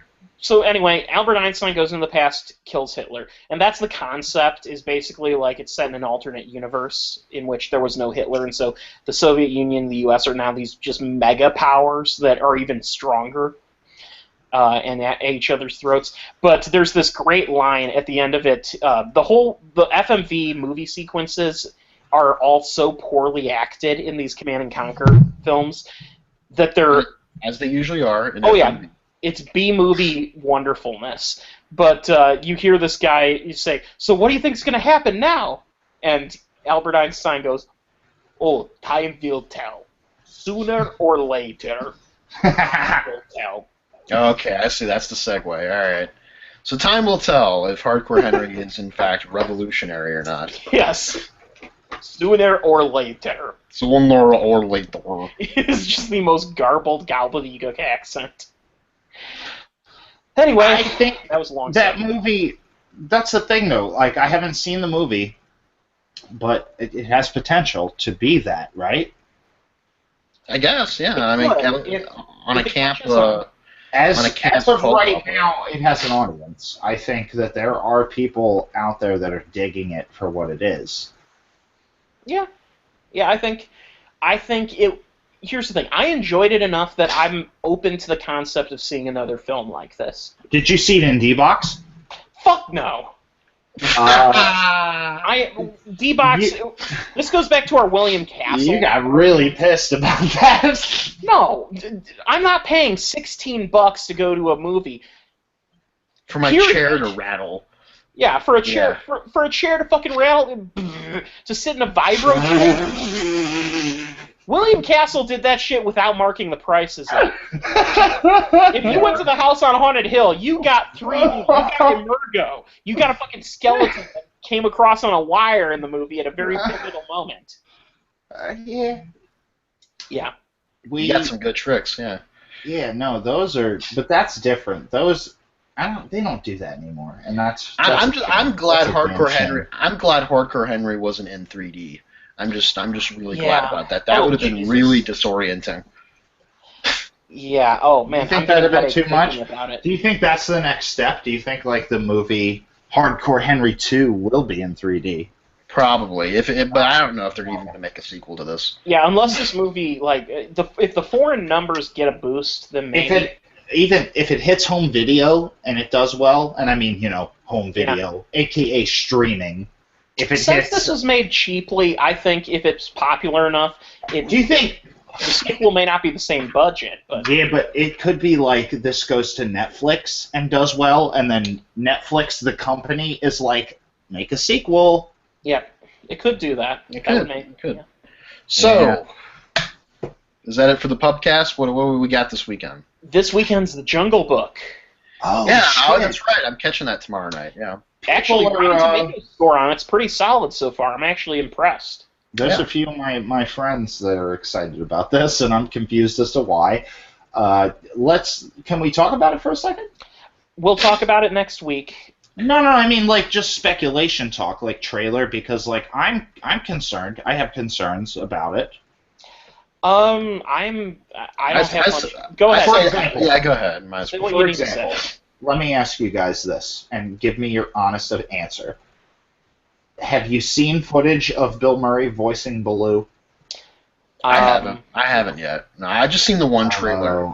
I have, and it just seems like Bill Murray's voice coming out of a CG bear, and I hate it. Okay. John Goodman did a better job as Baloo in The Jungle Book 2. Bare necessities. I don't know if are there going to be songs in this? I don't know. I'm not opposed to there being songs in this. I think it's going to be My the whole thing Jungle is- Book. The Jungle Book via Life of Pi.